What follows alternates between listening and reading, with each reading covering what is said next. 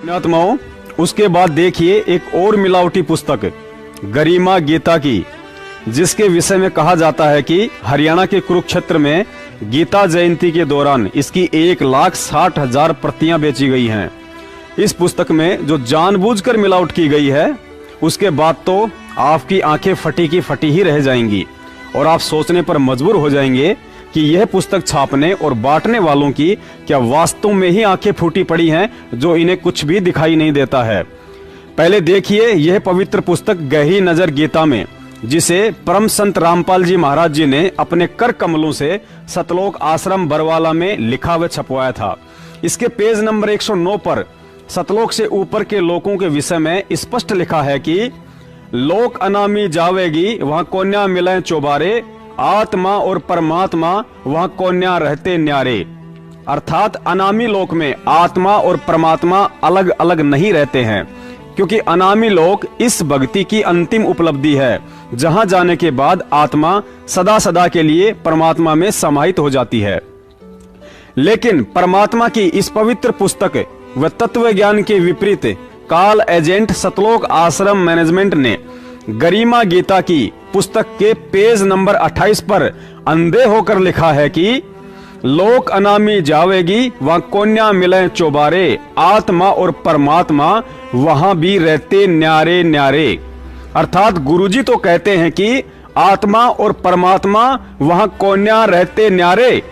और ये महाज्ञानी काल एजेंट व पुस्तक व्यापारी मैनेजमेंट वाले गुरुजी के ज्ञान को काटते हुए उल्टा लिख रहे हैं कि आत्मा और परमात्मा वहां भी रहते न्यारे न्यारे।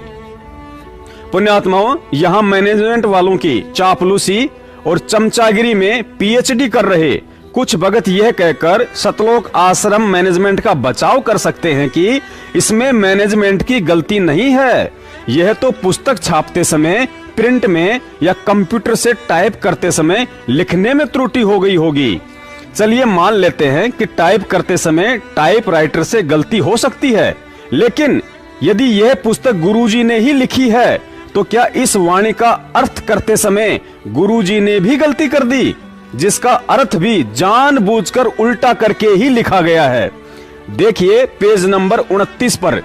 इस वाणी के अर्थ में भी वही गलती की गई है, परंतु अकह लोग यानी अनामी लोग को तो वहीं जाकर देखा जा सकता है, वहां भी परमात्मा तथा आत्मा भिन्न भिन्न निवास करते हैं।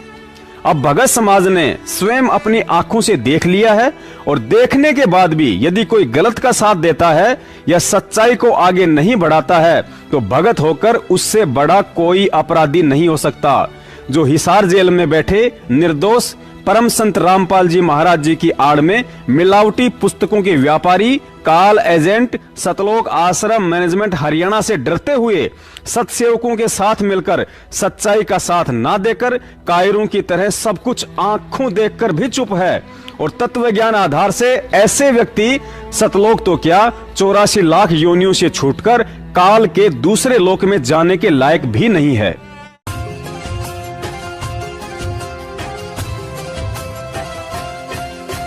जिसके सिर